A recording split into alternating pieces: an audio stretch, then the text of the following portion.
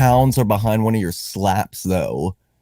Yeah, that force needs to be measured. They have this power cube, right? So TNT Premier Sports has this like power cube device that they can measure human force with. So they've gone all over the country lately and had a few events where they'd gotten the biggest slappers in the country to like slap this cube and see who hits it the hardest. And it's been pretty crazy seeing these guys, like huge 350-pound men, just like boom, and you're like, oh. Oh my god! What's the hardest slap on that cube? Right now, it's this guy named Neanderthal, and I'm pretty sure where does he stay at? It's Neanderthal. What? I want to say he stays I want to say Missouri. Anyways, his slap score, he got a whole like world record belt from Guinness and everything for this year with an automatic invitation to next year's event. So I think it's going to be held in Texas next year. Oh my god, versus Los Angeles. I mean, no, Las Vegas, right? It literally is just anyone. It's like an invitational. Anyone who makes it to this event can participate, kind of deal. Yeah, when you won, was that one in Las Vegas? Yes, it was at the Fontainebleau in Las Vegas. Yeah, I mean, oh my god, dude. All right, so I already just clicked record because I was like, oh, all right, let's just get into it. Right. Let's rewind really quick. All right, this is episode 56 of the Pursuit of Sound podcast, brought to you by, you already know the deal, Zest Vodka, the best flavored vodka on the market, and we have, let's go. Yep, none other than the one and the only Anthony Babyface Blackburn in this podcast, the welterweight champion of the fucking world. Look at that. Yo, you have the belt right there. Let's go, baby. You know I have to bring this on anytime I'm on. It looks so polished and good. At a whopping 10 pounds. This thing is awesome, man. Oh my god. Yeah, just slap somebody with that. I can't believe it, dude. But I actually can believe it. You are the welterweight champion of the world, and we became homies when you were here in Charleston, and then you moved. Damn, so much to unpack this episode. Yeah, dude, just introduce yourself really quick. Even though man, Anthony Babyface Blackburn. Originally I'm a Michigan boy, born and raised downriver. I moved down to Charleston in 2017, and I was there for 5 years. And shoot, man, meeting you and that whole crew was life-changing for me, honestly. It really, man, it was just, for me, having that kind of friend group and people to experience new things with in Charleston was just incredible. I couldn't ask for anyone better. Man, that's the nicest thing you could have possibly said. Dude, and I've been admiring you from afar ever since you left, and I'm just like, how did you even get into PowerSlap? Like, honestly, how did you go from like my friend to a world champion? Right. So, I mean, there's always been a sort of obvious competitiveness, when it came to kendama, that really was what really started the competitive edge for me. It was like, I'm pretty decently good at most things I try, no matter it be, whatever sports, and, even when it came to music making, it came pretty natural. I got a pretty good ear for music. So it's just that wanting to compete and wanting to test myself was the basis of why I signed up. And then it was so easy to sign up, dude. I'm like sitting there scrolling on Facebook, right? Yeah. It was like, I remember this Saturday morning vividly, right? I'm scrolling on Facebook in my bed, and it was like calling me out. I was like, you think you got what it takes? I was like, what is this? And it said PowerSlap. I'm like, oh, I've seen this. You know, I've seen YouTube clips and stuff. And, you know, this stuff seems crazy, but I think I'd be really good at it. Like, I could just tell there was something in me that was like, dude, you need to sign up for this. So, you know, made my post on Facebook, like, yo, I signed up for PowerSlap. So then that started the journey. And that's when, you know, people started following because they wanted to see, like, is this a real thing? Like, this guy's bluffing, right? Nope. Definitely not a bluff. You just signed up via Facebook, literally, and then what? You get the email back, you get a call back, like right. So then it was a couple weeks later that we got an email back, and then, you know, I'm at work at the time. I was working at a sprinkler fitting shop, and I was fabricating pipe and delivering materials to job sites, cleaning up job sites, stuff like that. So I was like working with heavy stuff and lifting pretty good, and was in pretty good shape for it. So I was confident, and it was an email 2 weeks later. Are you still interested? If so, can you please send us a demonstration video of your slap technique? Right. So then I'm like, oh, what do I do? I'm at work, and I'm like, all right, we got these pipe racks with all this pipe on them. Pull a couple pieces out, and I set this box up, and I'm like, all right, got my shop homie to hold my phone and record, and I just hit this box, right? Boom. And I remember this video because it's kind of cringy to go back and look at it now. Like, you could see how bad the fouling was, and I had no concept of, like, slap technique at that point. No practice, nothing like that. And so I sent that in. Now, when you talk to the, like, few of the heads of the UFC and the PowerSlap, when you get to Vegas out there and stuff, the matchmaker had told me I was one of the very few who actually hit an object in my demonstration. Oh, so versus a person? Right. She said, like, well, yeah, some people actually hit their friends, right? Like, other people sent their submission in, you know, hitting a bob. Some people went to a gym and hit a bob. And then there's like 80% of the people just went like this and hit air. You know, so they're signing people up off of that. You know, just hitting air is what 70% of the roster is made up of right now. Hilarious, right? It's hilarious little tidbit of info. So now, then a couple weeks after that, we're talking early, like late February, 23. It was all right. We got you a match, and you're going to get this plane ticket. We're going to buy you a plane ticket, and you're flying out. Now, this is after rigorous medical testing that I went through. We had to do MRIs, eye exam, blood work, physical, you know, EKG, all that, just to be even considered after the fact that I sent my demonstration, my slap in, right? Yeah. So then I got all medically cleared. They paid for everything. Oh, shit.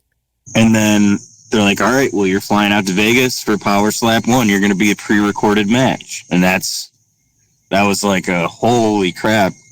I didn't know. Like, if it was human crap, like if it was some bull crap or it was real at that point, I was like, all right, this is full sending it to Vegas. I'm going to go there not knowing what to expect. Only been there one time before that for Kendama, you know? Oh, so, my God. And then it was kind of wild. And then who was your first match again? It was James Santa Maria. Is that the, yeah. What he had red hair, like long red hair, ponytailed up. Oh, I think I know what dude you're talking about. I still had my long hair, so I had a ponytail at the same time too. Okay. And then how did that one go for you? That one was, you know, that I had to take the strike first, so he went first, hit me real good. Probably one of the hardest I've ever been hit, right? Stumbled me back, I almost fell down. Got my composure, and then, you know, at the time, the rules were you had 60 seconds to get back in the box after you were hit. Okay. And then deliver your strike. They have since changed the rules, I don't To know what? how like you just have 60 seconds to get back in the box and then the round starts over instead of like that timer counting down to where a buzzer goes off. They kind of Okay. did away with the buzzer because I was hitting right when the buzzer was sounding. So it was kind of like a buzzer beater. Yeah. So Milking the clock and shit. right, but it was just because I was kind of out of it. just got blasted. I'm just like, all right, trying to get through it, you know? Yeah, dude. Which is like, it's unconscionable to think that you just perch yourself the fuck up to get slapped like just perfectly, and like it's actually not always perfectly. Like that one where you're pointing at your palm like this. Is this where you? This is something I need to know, like on the ethics behind the slaps and stuff, like whether it's too high or if they're hitting you with the wrong side of their hand, like what's that all about? Like were you like, yo, he like was too high or something? Like No, so that's like if you're born in Michigan, you can raise your right hand and be like, I'm from here. oh, So that's what I do. That's my right on one army, and you can see see a little symbol. oh Yeah. yo Yeah.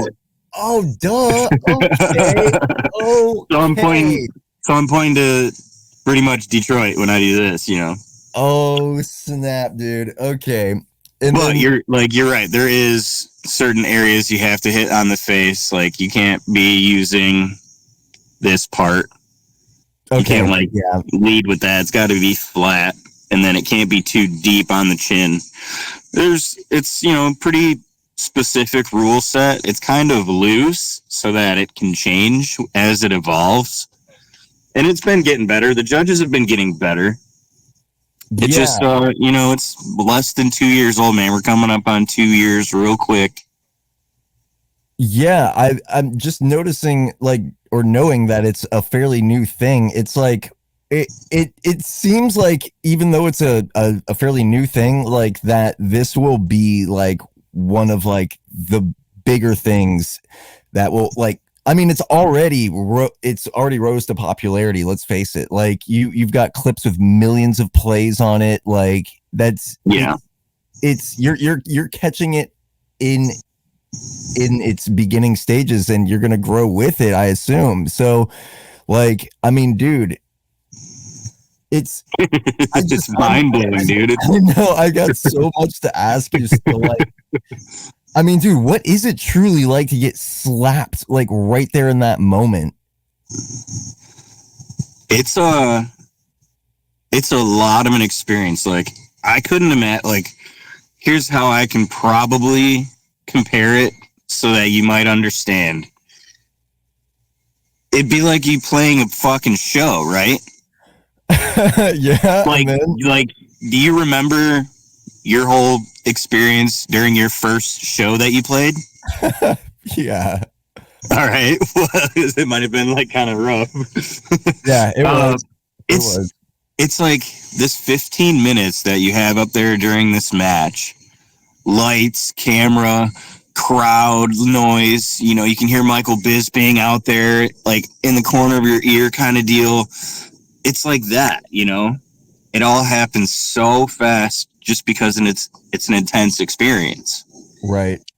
And, you know, after that first one, dude, I had like almost no actual recollection of my first match. I came to like backstage getting paid. I'm like, holy shit, I won. And like, then everything like kind of clicked and I was like, whoo.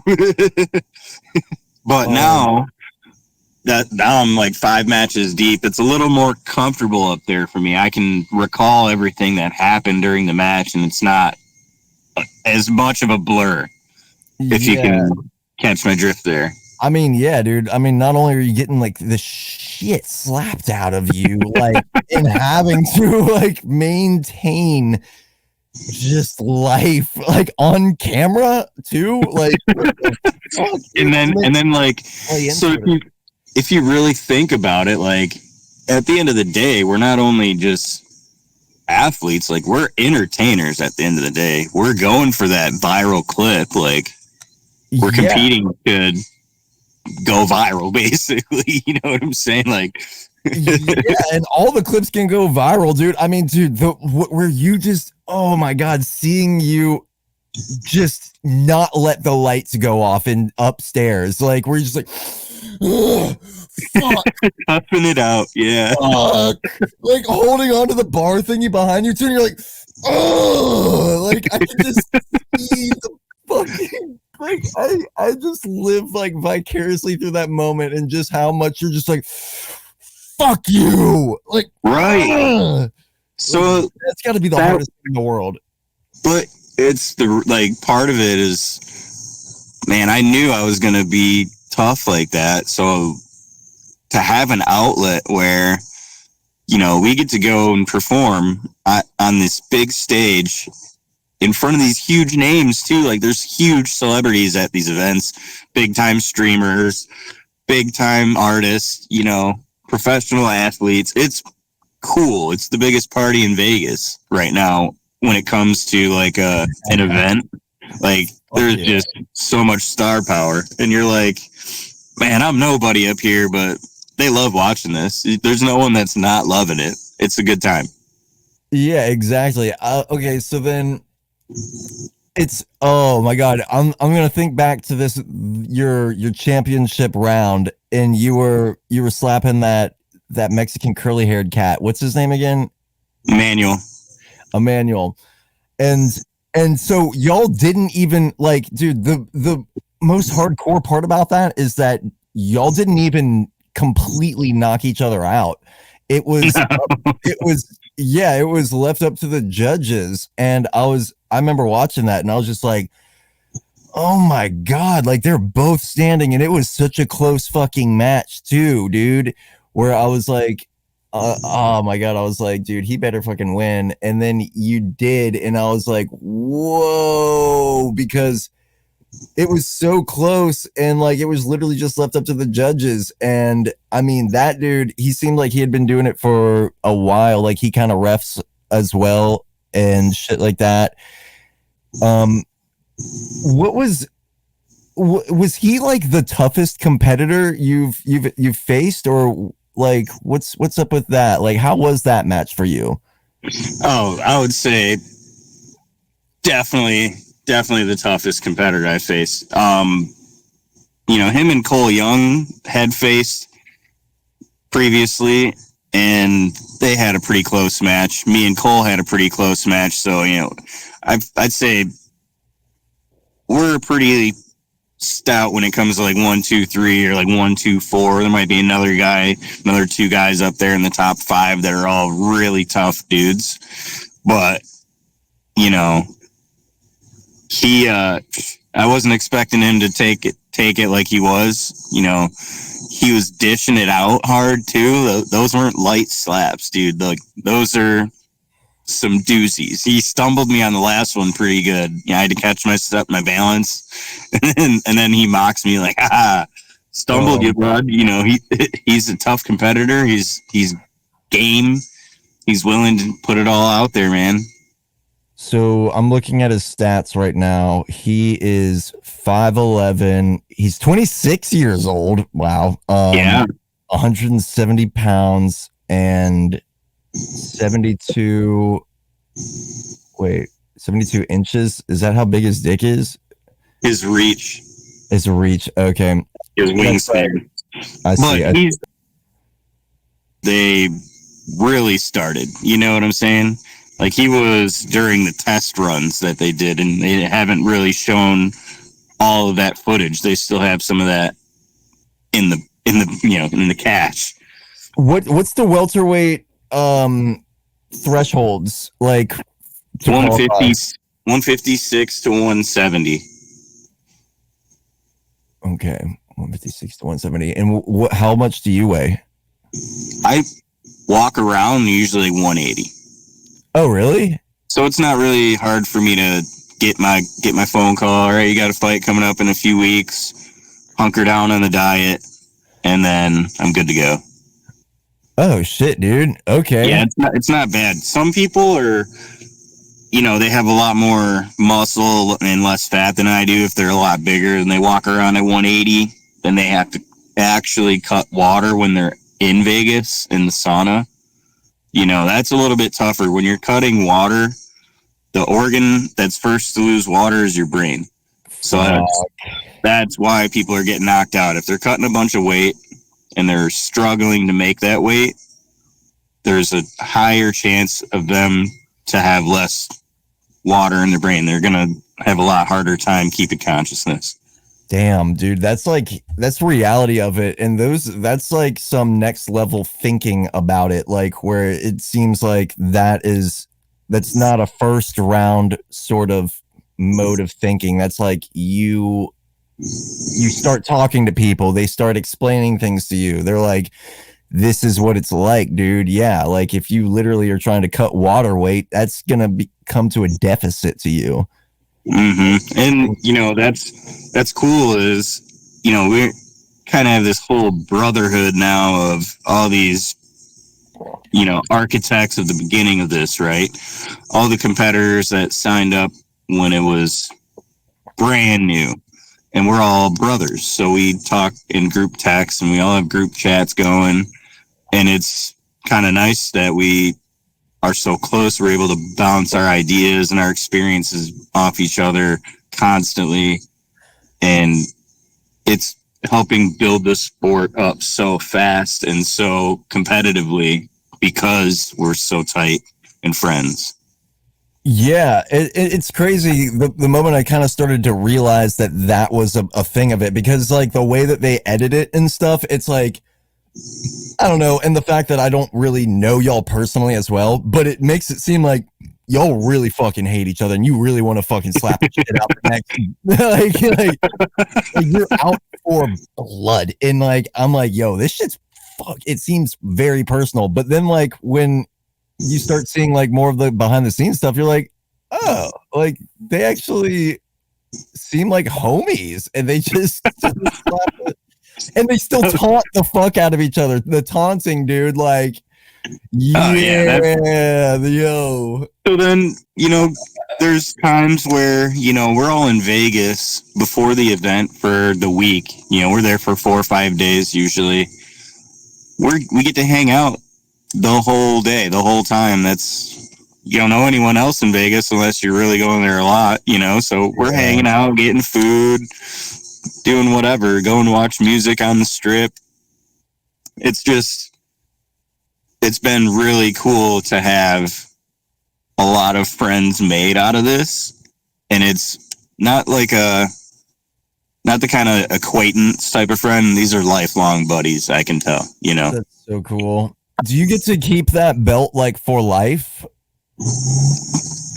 Dude, I hope so. Like, yeah, like if you, like, God forbid you, like, yeah, I don't want to say it out loud, but like, yeah, it's like, because I don't know the stipulations behind it, where it's like you just get to keep it like forever, or you instead of like, yeah, like, no, I don't want to give this up, just right, make another one. They just handed it to me and didn't give me any rules or anything, right? They just, yeah. Last week, I took it to the river with my kayak, and I had it on the back, and I was going to try and get some like cool content with it.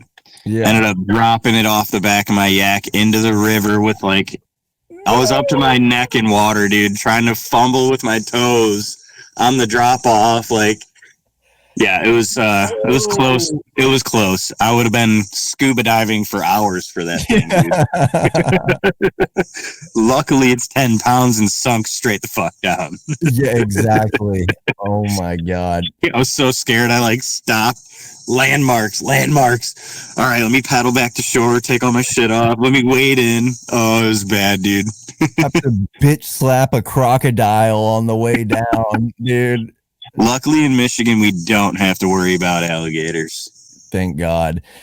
Dude, so what the fuck is the protocol behind, like, let's face it, oh my God, dude, I don't even know how you take these hits because like, dude, you can just start to, bro, that eyeball just starts to swell the fuck up, dude. Like, what? How do you heal from that? It's such a disadvantage too, this puffy eye, and it's honestly, dude, a week and a half, probably 2 weeks is the worst it's been, and that was from the broken orbital. Wait, who broke your fucking orb? The Cole Young match where my eye was like pretty well puffed out there, like pretty far. It was a fractured orbital when I went to the hospital, and there's really nothing they could do. You can't like put a cast on your face, you know what I'm saying? Yeah. Have me looking like Obito. I can't be doing that. So yeah, it was just like a good 2 weeks, and I was looking normal. A little bit of bruising after that, but you know how long that takes to go away. I don't know how long that takes to go away, dude, at all. Just normal bruising. You never rolled an ankle skateboarding and had like a bruised ankle for a couple weeks? Yeah, but nobody was like bitch slapping my fucking ankle. Like, come on. It's still trauma. Yeah, I mean, like, just like the experience of like maintaining it, like around what slap does it really start to set in? Because you can see that it's like, all right, everybody can take the first. I mean, for the most part, yeah. For the most part, it's not. It really depends on like where you're getting hit, who is hitting you. Like certain people, believe it or not, are hitting harder than others just because of their bodies. You know, everyone has a different technique in this league. Not everyone's swinging the same. It's like bowling and baseball and stuff like that. Everyone has different body mass. So there's all kinds of science goes into what kind of force is delivered, right? Yeah. And how it's delivered, how you're tensing up to take it. If you're not paying attention, like some people are closing their eyes and shrugging their shoulders up and they can't even see when they're getting hit. That's crazy to me. I can't do that. I have to watch it. You see my eyes follow it along the whole time, and I watch it come in because I have to know exactly when. Bro, yeah, like because when you're talking about the tensing up thing, it's like that one dude that's got like the beard kind of like mine. I remember seeing the clip of, I'm pretty sure it's you and him or something, and yeah, he's just like, where I'm like, I start to sit back and think where I'm just like, okay, is this like a strategic thing where he's doing this so he doesn't get like too, it almost seems like a preventative measure to, whereas if you were just like this, you'd be like willy-nillied, like for sure. 100%. Yeah, like your neck be getting messed up like on the way through the slap and shit. And then but is that like a real thing? Like, I mean, it didn't seem, you don't really do, yeah, obviously you don't, like, how do you lock your neck up so that you're just like, how do you take a slap? All right, this is a good one, right? So the way I've gone through my evolution, right? So my first match, I went up there and I've never been in a fight really before this. So I'm thinking, all right, just don't flinch, right? Because your natural reaction, if someone's like, you're going to be like, ugh, right? Yeah, even as a normal person's going to get out of the way. Like, I'm not getting hit by that, right? So if you just turn that off, right? And I just watched it come in, didn't tense my neck up or nothing. Boom. And you almost knocked me out, dude. And I couldn't remember the match. I was like, well, that's not the right way to do it. So the next one I went into against Cole Young, I'm like, all right, well, this one, I'm going to eat the fuck out of these. And I thought of it as car accident, right? Oh, shit. Like, oh, shit. And lock everything up. That's basically my thoughts behind it. So if you get into the logistics of the muscles and what your training is, I'm working on building the muscle groups that are helping that bracing, right? Traps, neck, abs, shit like that, dude. Fuck. Okay. So that's how I'm taking a slap, is basically car accident. I'm shitting and trying to eat it. Do you get like friends or something to like kind of slap you? Like you just no. And that's one of the funny things about watching new guys come in is that first one is always so surprising, dude. You could be a fighter, you could have boxed, you could taken head kicks. I don't care what it is, dude. In any other sport, any other discipline, it's so much different than having to stand there still and take a still slap without flinching. You will not get hit harder. It's the craziest thing that I can't explain. Like the blunt trauma force from a flat hand slap when you're sitting still, I don't think that there's a punch like that. Yeah, like with a bare, compare. like at least a bare fist. A boxing glove, maybe just because of the mass, but a fist, I don't think it's as hard. I think you're getting hit harder when you're getting slapped. What? Oh my God. I mean, there's certainly more surface area to it. And like watching that shit in slow motion, the way that just, bro, like your face gets like peeled off your skull and comes back. See like the fingers dragging across like the it's so good, dude. It's so good. Which brings me, dude, the slow motions I live for. Like the fact that you're involved in this and you're a fucking world champion, like, dude, people I'm still trying to wrap my head around it, dude. Like, you know, out, dude. And like, so brings me to my next point. So you are like, your nickname is Babyface. All right. So when people have facial hair versus not facial hair, this is where I didn't think about it like this at first. Only after I started really watching all like the video clips and shit. I'm a huge fan. Like, obviously, I start to think about it where I'm like, dude, the guys with the bigger beards and shit, does that like literally fucking like, is it a benefit to have facial hair so that it like slides off? Like the you see what I'm saying? Versus a cleanly shaven face where I'm like, more hardcore to have a baby fucking face. Yeah, and if you've watched a few of the matches last time, like it might have been 2 matches before mine. Isaiah Quinones, he has like a really bald shaved head and he's super big, really tatted up and stuff. He just shaved his face that morning, and when he had his fight, his face was cut up. Like he got slapped and instantly was like leaking because his face was freshly shaven. Now, scientifically, it's proven fact that a beard is stemmed from warrior races, people that in ancient times basically were like Spartans and, you know, people like that. They had better beard genetics, right? And they grew better beards because they were warriors. Now, when you're taking strikes to the face, dude, I think a beard definitely helps mitigate the damage caused, like splitting of the skin, redness, stuff like that. It definitely helps there. I wouldn't say it helps as far as having like feeling the force, like having a cushion. It doesn't help to me in that sense, but as far as I'm concerned with the Babyface thing, because I'm sitting there thinking like choose your nickname type deal, like make your character. I'm like, man, it's either Black Eye Blackburn, you know, with my puffy eye, or Babyface, because I'm gonna shave my face every time because I don't need a beard to beat these motherfuckers. That type shit. Like that's where I was thinking, you know, and shaving my face the morning of a fight will never happen again. It's always going to be that Monday when I get to Vegas, you know.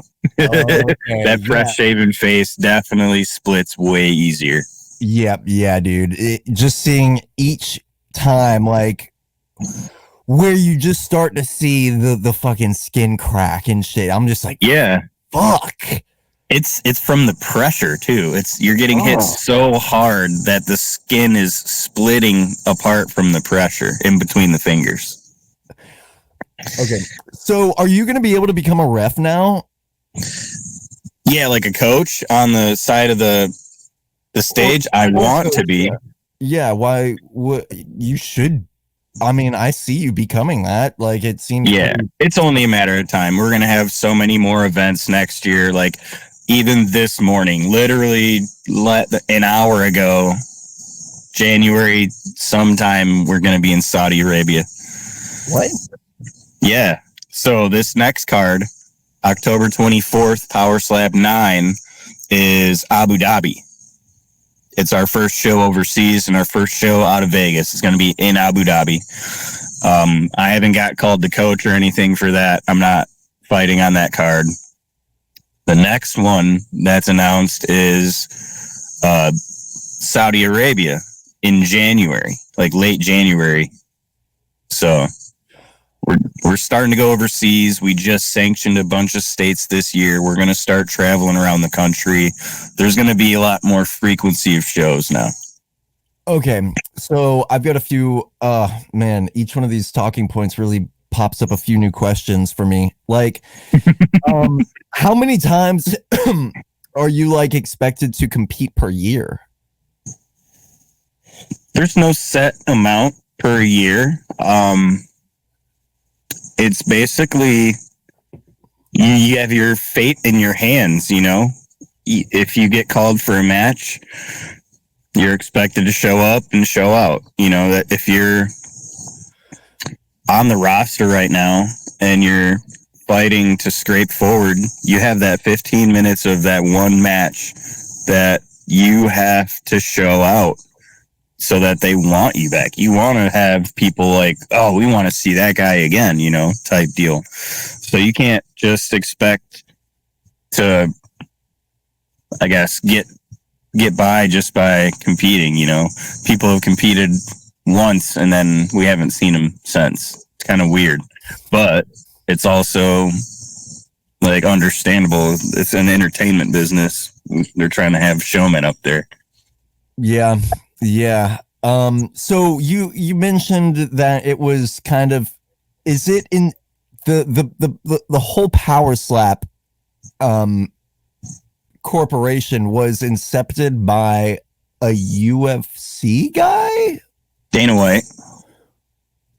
Well, I don't know. So explain that. He a long time ago bought the UFC with a couple partners, and then he ended up turning that business from it was losing money big time to now it's one of the biggest, you know, huge combat sports companies in the world. Fast forward to, you know, a couple years ago when he saw these slap fights in Europe on YouTube. These clips are getting 300 million views, 400 million views, and it's just rinky dink, like looks like they're in some warehouse with a, you know, real easy to put together stage and stuff like that. And he's thinking, man, I could really use my resources I have now and make this look as professional as it can be and make it look as good as it can. And I could make money off of this. So if you can imagine, you know, UFC has The Ultimate Fighter. That's a reality show where they have guys go out to Vegas and they live in the same house, get matched up in different weight classes and duke it out, right? So they put that on reality TV. It started on Spike. So now that's what they pretty much have done with PowerSlap is it's plug and play. Everything from the UFC, they use all the same resources, same employees, same camera equipment, all the same shit. And it's PowerSlap. It's literally plug and play, right? And it's making just as much, if not gonna be more money because it's blowing up so fast. And the virality of it is just where it's kind of unmatched. These little 15-second clips that you can farm off of and get these views is just, it's insane. It is. And literally I'm like obsessed. So when you what was the fucking question? Fuck my life. Damn it, I was just on the tip of the tongue. But okay, wait, what do your knuckle tattoos say? Slay Dama. What? You don't remember that? Yeah. When I was in Charleston, I had a buddy of mine that worked at Pub on 61, and he'd gotten to a tattoo machine, and I was just practice, dude. Like, I have my Final Fantasy, my little VV spirit animal. You know, the little wizard. Fantasy? You know the wizard that is like the cartoon wizard character in Final Fantasy? It's always running around with the blue robe on and stuff. That's that guy. My Buddha. Oh, that's good. I like that. Yeah, dude. Slay Dama. He hooked me up. I was practice for that guy for a while. Do you have did you have secondary ones too? I did. They're just really faded. Like the hand tattoos don't stay really good. No. What's the other one? This one is Slay. No, I know, but then the other. What is that one? They were like little shapes, just little designs. Okay. It wasn't really. It was at the time I was in the kitchen, working in the kitchen. So when you're wearing gloves and washing your hands so much, your stuff doesn't really heal too well. They rubbed off in like 2-3 weeks. I was disappointed.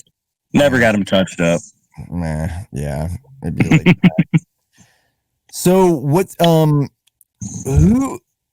Who do you think you're like truly the toughest competitor in your weight division, the welterweight division is? Is it Emmanuel or who? See, now this one's going to be, left up to time because there's some new competitors on this season of the show that they're airing right now that I'm excited to see them grow a little bit because they're starting out. Like I was just starting out a year and a half ago, 2 years ago.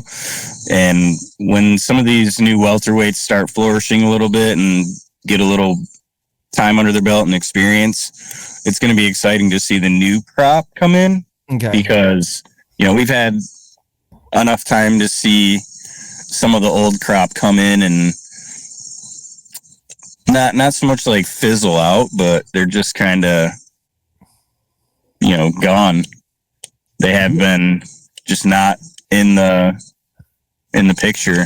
Like some of the OGs that started before me have, they had their 1-2 matches and that's been it for them. You're like, where have they been? Are they coming back? And it's just, you're in the dark, basically.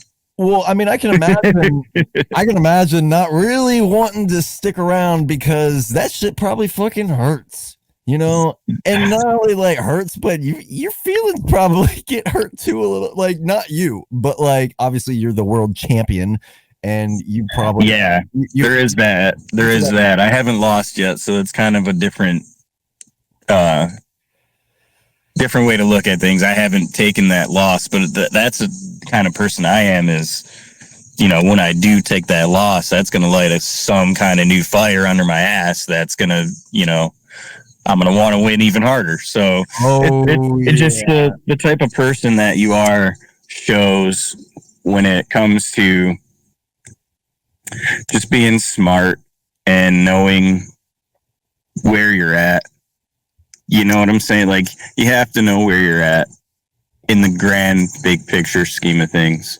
Yeah, it helps contextualize things. And you're like, all right, yeah, this is me. I'm right here. This is my contender. You like think about y'all's stats and you're like, all right, I gotta really slap the shit out of this motherfucker. And, so yeah, when I started to realize, I thought there was, like, I get it. There's, it's still so new. And like the moment that I started seeing like the same the same slappers like come up and stuff. I'm like, oh shit! Like the little like the PowerSlap universe is a little smaller than I thought. But like, so how many people are like truly in like, say, for example, your weight division? Like, truly. Okay. I would have to say ours is definitely one of the more stacked. The welter. Yeah, I don't know what it is about 170 pounds.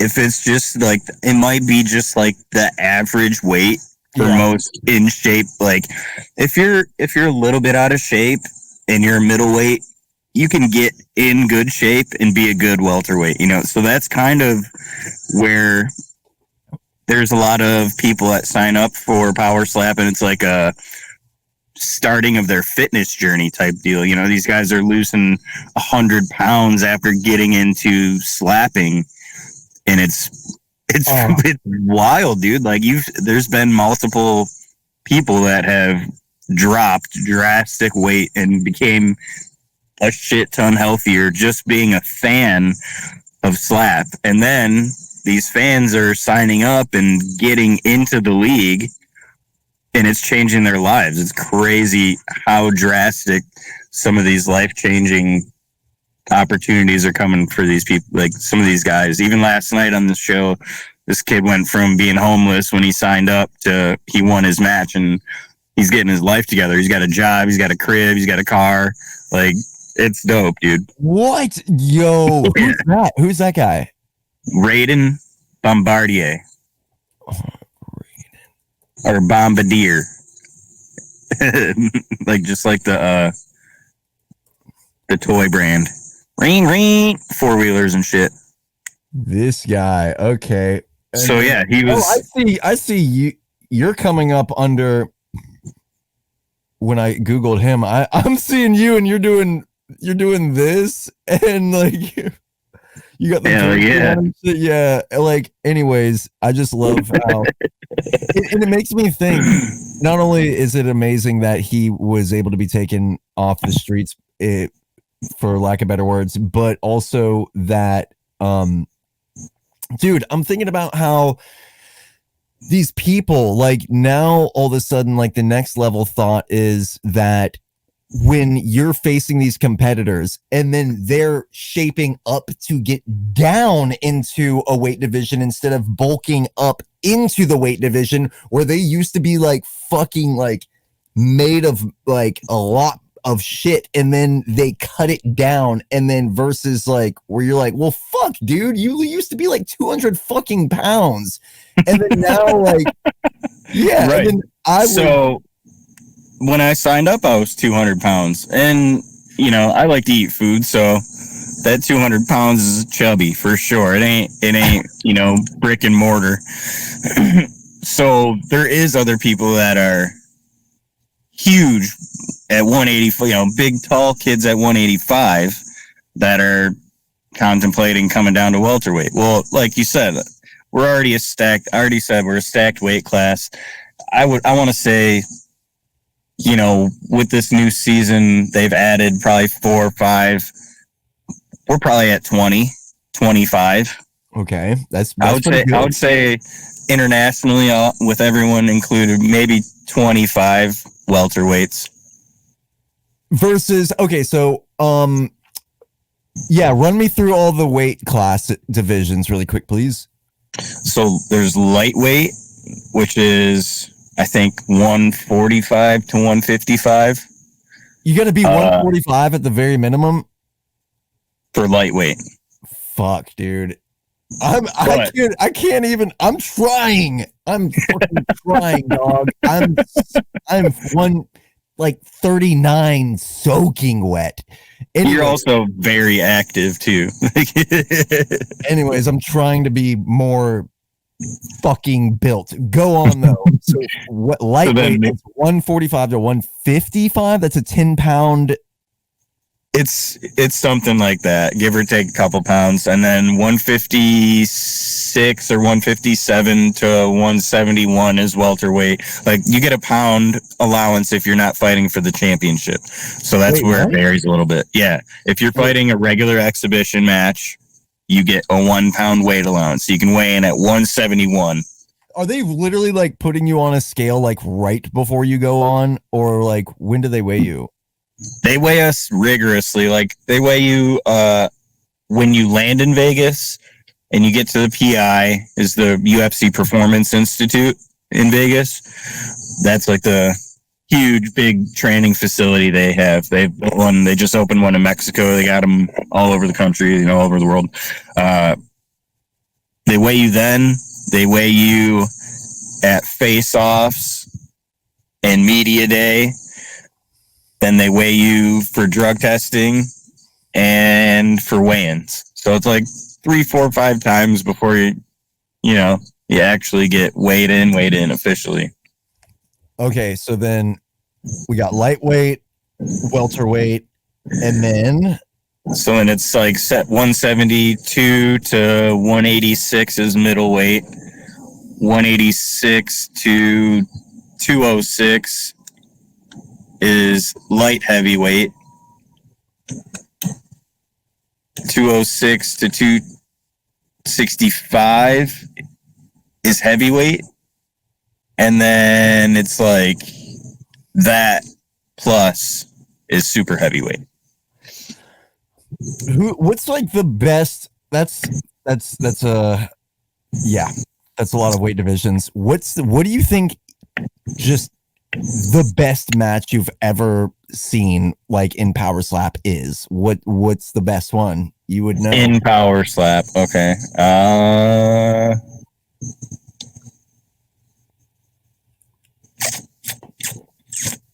besides you versus Emmanuel. Yeah, that one's too close. There's definitely better matches than that. I would like to say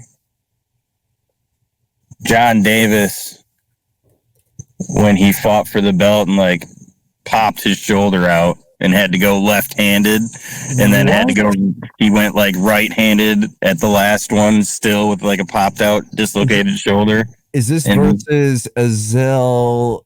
Yeah, Azael Rodriguez, number 1 or 2. I can't remember if it was him versus Wesley or if it was him versus Azael. Might have been him versus Wesley. I'm looking at PowerSlap 5 middleweight title match, John Davis versus Azel Rodriguez, and then what he dislocated his shoulder on a slap, right? And then had to do the match left-handed, bruh. And then he was like, and he needed like a really good slap to win, so he used his like broken right arm. And won. Holy shit. I'm sorry. I'm just like real time watching this shit happen, and it never ceases to. Ow. You can see him like go, ow, dude, that hurts. Like his fucking face. Like his fucking face. Yeah, you'd see the agony, dude. He was like, ah. Yeah, some of these dudes are some of the toughest dudes I've ever met, man. They're unreal. And you have to say on 3, like, or on. Oh my god, he knocked his fucking ear thingy out, dude. Yeah, I'm just watching this shit. It's insane. Like, that's middleweights. Like, middleweights hit fucking hard. I don't know if I'd be able to take all 5 of a middleweight title match. Them boys are hitting harder. But at that, I wouldn't have to cut so much weight. I'd be a little beefier at 185. Yeah. Oh my god. So this shit just like, it's so addictive to watch. But I know my lane. I'm a welterweight. I'm not trying to go anywhere too soon. I'd have to hit some serious gym time to be a middleweight. Do you get recognized like in public now? A little bit. Like when I go out with the belt, I usually take it most places I go. A little lot couple weeks back, we had the Woodward Dream Cruise. It's a classic car cruise where they shut down the street for like miles, and it's just like a big loop, and all these tons of classic cars come from all over the country, and they just idle up and down the street. There's barbecues, music, all kinds of shit going on. See fucking Lambos and old fire trucks. Well, my homies have the same RV that they used in Breaking Bad. What? So it's this long ass 80, it's like a year 87 or 88 Coachman RV. It's not white, but it's like dirty brown, same color, but they made it into a podcast RV, right? Oh. So it's Roger That Live. And we were cruising that up and down Woodward and we were going live and shit and trying to film content out there. And I was carrying the belt down the sidewalk. He's revving the engine. It's the champ. Look. It was so fun, dude. And I definitely got recognized by like a few kids, dude. Once this one clip comes out, it's probably going to be viral. This kid's face lit up so huge when he seen I was the champ. He was like, and like jumped out of his chair. His chair flung back and stuff. His mom was going crazy. What? Oh, yeah. It was fun, dude. Yeah. So now it's like, you got to be a kid's idol now somehow. As you're slapping dudes to sleep, they're trying to. Sleep, dude. You ready for night? Kids are going to be in school bathrooms getting suspended for slapping. Oh It's already happening. It's already happening. They're setting up their own. It's already happening, bro. Oh my God. Yeah, they're like at recess just setting up their own fucking like power slaps. Like, yeah, it's bad. It's bad influence. You're like, how are you supposed to good influence this? Well, we are changing each other's lives and like helping our families out. Oh my God. Yeah. Hey, come on, man. Like being able to take a slap will really make a man out of yourself. Like, come on, think about it. Like, yeah. Yeah, dude. For me, it was just a true test. I just wanted to test myself, and turns out I'm fucking acing it right now. Yeah. And oh my God, it's just so apparent to me. One of my things is telling my friends what celebrity they look like. I already know your celebrity doppelganger, but who do you think I think you look like? Dang, it could be so many. So when my face is shaved, I get a bunch of Elon Musk. No. With your facial hair though, right here, right now, I'm thinking of a musician, and it's a very popular musician. Oh dear. Very, very popular musician. I don't know. You look like you truly do resemble. People might say Post. Yeah. Post Malone. Yes. Yeah. Exactly. Come on, dude. I guess it's a compliment. I mean, yeah, for sure. I don't have any face tattoos. If I could pull off Posty for Halloween, that'd be cool. Yeah, you just temporary tatted up, like. But yeah. I can't believe the PowerSlap universe. So what's your next fight? Hopefully before I don't know. I'd love to fight in Saudi Arabia. We'll see. Okay. When would you find out? Like you find out, you said earlier, it's like literally a week or two? No. They give you some time. They give you like 8-10 weeks usually. Now for PowerSlap 7, I had 27 days notice to fight KO Chris. And I ended up knocking him out because he had a hard weight cut. What does that mean? He had to cut like 16 pounds in 2 days. And you still knocked out KO Chris? Yeah, he had one. He was like the face of the sport in the beginning because he had won his first 5 matches by knockout. And he was the champion. And then Manny beat him. Manny, wait, which one? Emmanuel? Yeah, Emmanuel beat him for the championship. Then I beat Chris, and then I beat Manny.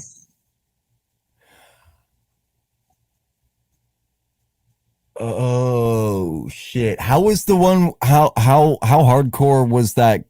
The match with Chris. He wobbled me pretty dang good. That clip went pretty viral because I was dancing all over the stage. They said I got put on skates, right? I did, but so I wobbled all over the stage and then froze, stood up, and then the second round I knocked him out. Wait. Hold on. I probably know. Hold on. KO Chris versus Babyface PowerSlap. This is probably one of the ones I've seen. Hold on. I knocked him out of his shoe in the first round. Wait, hold on. Sorry. Wait. Fuck. I can't turn off the audio. His fucking shoe? Yeah. Because they were loose. This dude is the K. Oh, this guy is K. Yeah, he's the one that's like this. Mm-hmm. Bro, so that's the dude that. Yes, there's his shoe. He fucking. What the fuck? Hold on. Yo, This might get knockout of the year. Bro, his shoe fell off. Oh my god, how am I just. Was it the first slap too? What the fuck? He got me good though. He hit me fucking hard, bro. Oh my god, dude, hold on.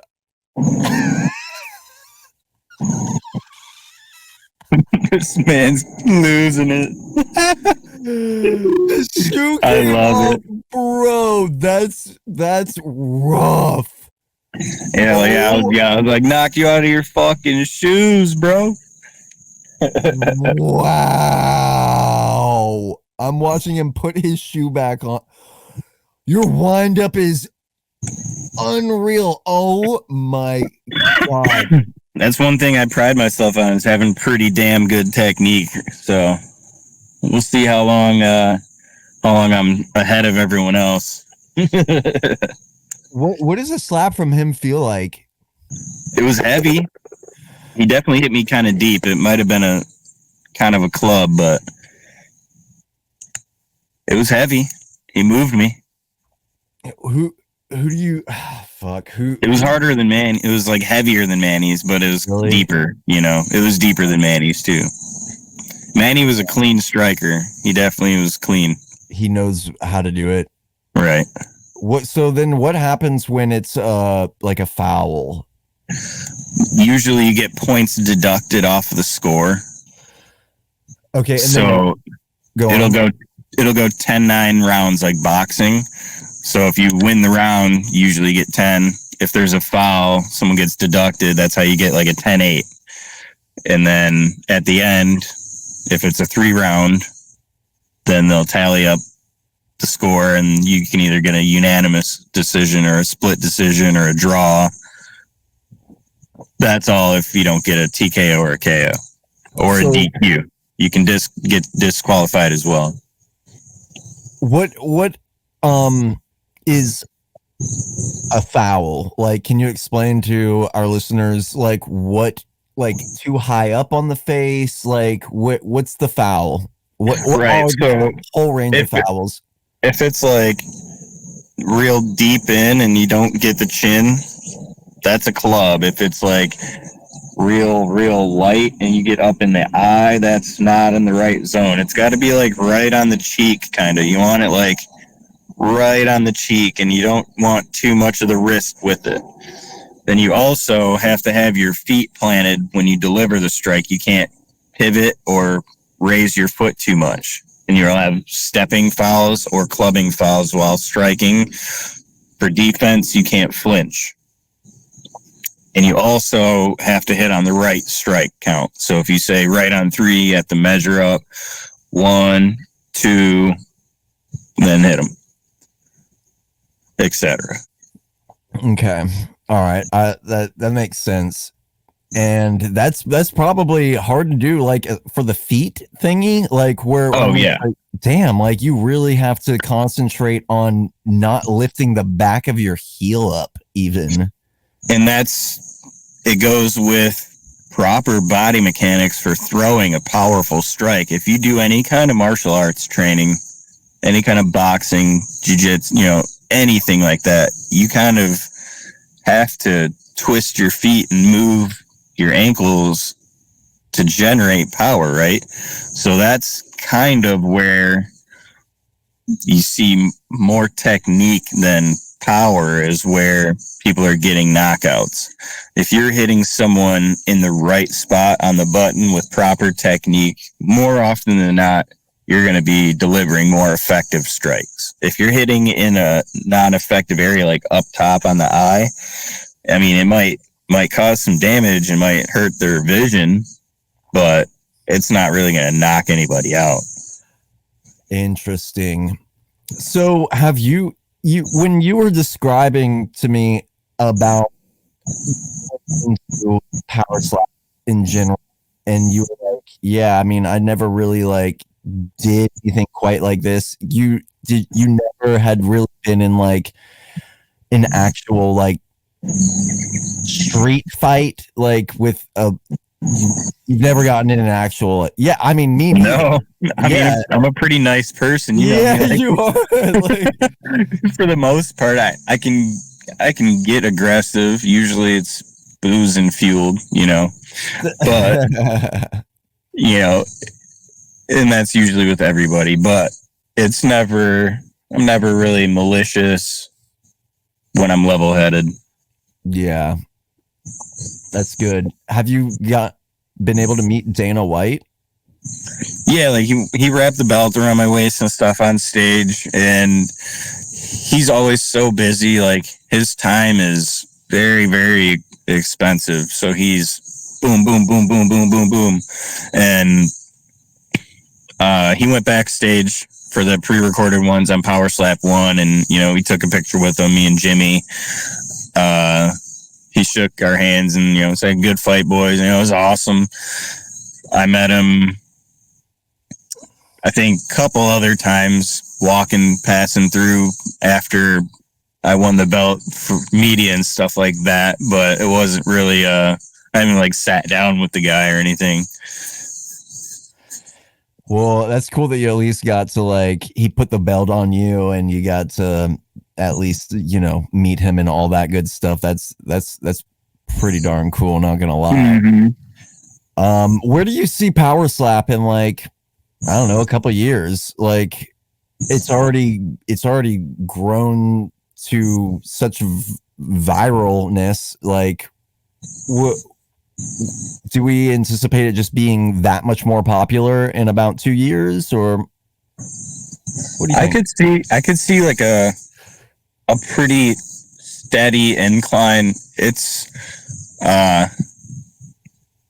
we had just ended our media deal with Rumble, so I don't know if we ever signed a new contract with Rumble. We could be looking at a brand new network as far as, putting on shows and stuff like that. We did do our partnership with the Riyadh season over there in India. So that Saudi event is only the first one of probably 2 next year. And then obviously with the new states, we're going to have new events next year as well in the country. Besides Vegas, we're going to have Hawaii, New Jersey, Texas, Florida, Louisiana. Pretty sure I'm missing a couple, but we're going all around with it. So I'm sure we're going to have more frequency of shows, which should help boost the roster, should help boost the clips that get put out and stuff like that. It can't do anything but grow. Yeah, it's not like it's gonna fizzle out now. No, I mean it's the actual quality of it is so extremely professional. Obviously, it's all the same, like you already said, equipment and cameras as UFC and such. Like, I would imagine it, just start to become more mainstreamed, like where it like I remember just going out to eat with like my lady at a place in the Rock Hill area of South Carolina. just middle of the day at a Mexican restaurant, and there was UFC on, and I was fully fucking entertained. I don't even like, for no good reason either. I don't really like watch UFC like that, but Right. when I started to watch it, I was like, fuck, this is insane. The dude got kicked in the nuts on accident, and then dude, literally that alone, I was like, I almost like had a spit take when I was watching that shit. I was like, for a kick to go wrong and instead, wherever he was trying to deliver the kick, it went to his fucking nuts instead. I was like, bro, no. Just right. So then, there's the whole argument that this is a dangerous sport, blah, blah, blah, blah, blah, blah, blah. Well, out of, there's been over 200 matches now. There's less than a 4% hospitalization rate. I'm one of the fucking 2 people that went to the fucking hospital, right? And it was only for precautions. I didn't need to go. There was nothing they could do. It was just, I had pretty much a black eye. You know what I'm saying? Yeah, but a fractured orbital, though. It's no different if I got socked in the face at the bar. Same thing could happen. It could be even worse, honestly, because he hit me in the cheek. The side pressure was so hard it split me on the inside. What does it feel like your face? Does it feel like a bone in your face is fractured when that happens, or like does it just feel like a regular black eye? I mean, it was after that match, my face was pretty inflamed, but it just felt like a bruised eye. Wasn't nothing crazy. That's like it wasn't opening too good, It was pretty swollen shut. Before I come back to post slap, I was trying to lead up to that, like, dude, I could just see PowerSlap now being on at the Mexican restaurant, like, instead of UFC, and it just be that mainstreamed, literally. It could be. It's just, I mean, it's been free on Rumble every single event now, so they are losing out at not advertising and putting it on. Like, people that are actual fans of it have watch parties, and all their friends come over. Like my family, they have friends come over and they make nachos and stuff and they watch, It's fun. It is.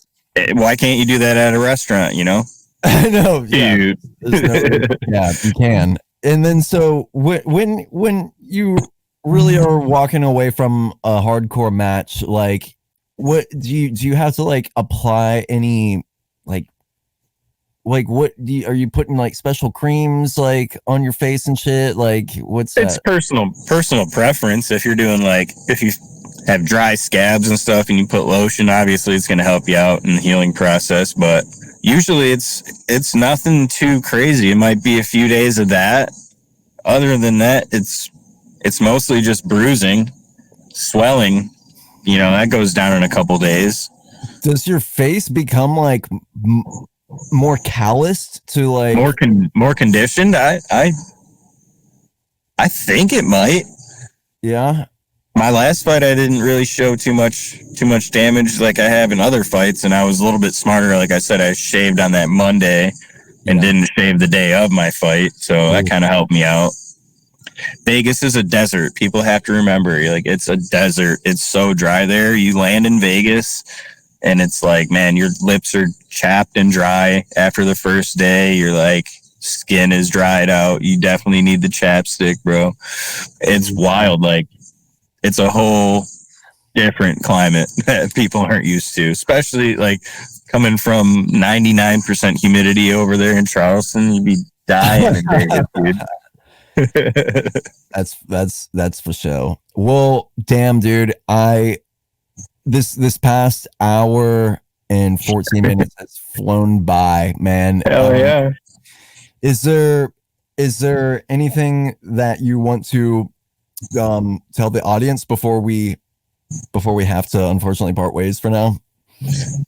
Yeah, guys, if you want to follow my journey, it's Babyface PowerSlap on the Instagram, Anthony Blackburn on Facebook. I got an Etsy link in my bio that you can get some cool merch from. Hopefully, we're gonna have some new hat designs. If you want to get one of these Right on One Army hats, shoot me a message in the DMs and I'll mail it out to you. A little autograph signature on there.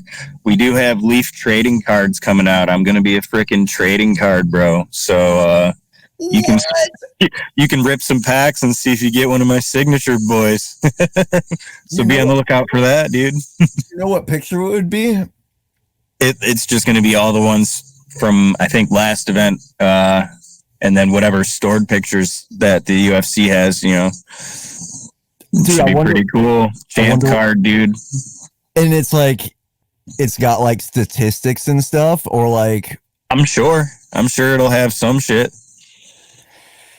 Damn, where do we get those? Those are going to be in stores as soon as they release. It's going to be the fall sometime, early winter. But Leaf Trading Card Company is pretty big company. They do all kinds of sports cards. If you look it up, these ones are going to be the metal edition, I think. So it'll be Leaf Trading Card, Leaf Metal, like METL or something. Let me see. They look sweet. I know they're going to look fantastic. Ooh, yeah. What? Oh, I'm looking forward to that. Yeah, I'm like just browsing Google Images really quick. Yeah, they're like up there with tops and stuff. Yeah, it's gonna be cool, dude. I'm gonna be a collectible. Yo, that's surreal. Like, wow. Yeah, that's pretty dope. It can only go up from here, buddy. I'm riding the wave. Let's go. It's fantastic. I am surely one of your biggest fans, and I couldn't be like more stoked for you. Like the fact that this, I'm like, appreciate it, man. My friend, and now he's a world champion. Oh my god, I got the coolest friend ever, dude. Straight up, man. I am so proud of you, and I want you. Oh, maybe I can walk out to some God's next walkout, dude. Oh, that'd be sick. Yo, I'm doing it. I gotta do it now. I gotta do it. They can't say no. There's no lyrics, baby. Yeah, let's do it, man. And we got dude. We got a new album coming out like literally very, very, very, very soon. It's being mastered as we speak. And oh yeah. If I can, yeah, I will send you that whole album and just be like, boom, literally just pick whatever one. you want. Yeah. Whatever you want, yours. Yeah, easily. So dude, that sounds awesome. Hell yeah.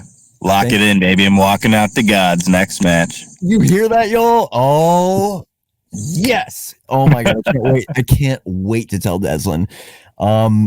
So, yeah. I mean, dude, thank you so much for your time. This has been Thanks for having me on, Phil, man. I fucking miss you, bud. I know. I'm. It's only a matter of time before I'm up in your area or the vice versa, and we're going to kick Oh, yeah. Dude, I gotta come. I'm due to come down there and wreak some havoc. Straight up, dude. Yeah, come on. Be sure to hit me up, all right? And will do. All right, well, this will conclude the episode. The Pursuit of Sound podcast is proudly brought to you in part by our sponsor, Zest Vodka. Zest is designed for people like us who love to have a good time, but without that terrible morning after regret. Okay, Zest started with an idea to make a healthier shot option. The market's flooded with high alcohol, sugar heavy products, let's face it, promoting a culture of excessive drinking. But Zest knows we want a more genuine, transparent, and healthier choice without sacrificing taste or experience. So after Zest studied consumer preferences and existing brands, they dug deep into better ingredients. So Zest boasts proudly half the alcohol content, but don't get us wrong, significantly less sugar, and 0 artificial additives commonly found in traditional shot brands. All right, crafting Zest vodka was not about introducing just another shot brand. It's more about sculpting an experience. You know, an indulgence-free drink that upholds the pinnacle of taste and quality. They stand to revolutionize the shot market, guiding it towards a brighter, healthier, and more transparent future. Yes, Zest Vodka. So please join us poolside, surrounded by friends, and enjoy Zest Vodka, crafted for everyone seeking a healthier choice. Drink responsibly.